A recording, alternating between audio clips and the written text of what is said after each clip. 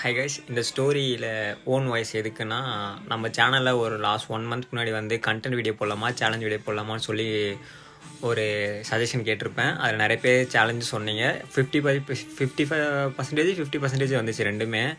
அதுக்காக நம்ம சேனலில் வந்து இதுக்கப்புறம் கண்டென்ட் வீடியோவாக போட்டுட்ருக்கோம். 2 கண்டென்ட் வீடியோ போட்டோம், ரெண்டுமே நல்லா ரீச் ஆகிருக்கு.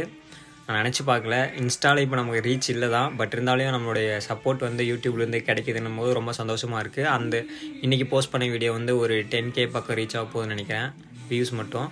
அதில் ஒரு பையன் வந்து கமெண்ட் பண்ணியிருக்கான், ரொம்ப எமோஷ்னலாக கமெண்ட் பண்ணியிருக்கான். பட் நான் இதுமாதிரி ஒரு கண்டென்ட்டை தான் நான் யோசித்து நான் பண்ணேனே தவிர, எனக்கு தோணுச்சு இந்த மாதிரி பண்ணால் எப்படி இருக்கும், இந்த மாதிரி ஃபேமிலி சுச்சுவேஷனில் இருந்து வெளியே வந்தவங்க மேலே வந்தவங்க எப்படி இருப்பாங்க அப்படின்னு சொல்லிட்டு ஒரு தாட்டில் யோசித்து எனக்கு தோணுனதை நானே, கேமராமேன் யாரும் கிடையாது, வீட்டில் யாருமே கிடையாது, நானே வச்சு எடுத்தது தான்.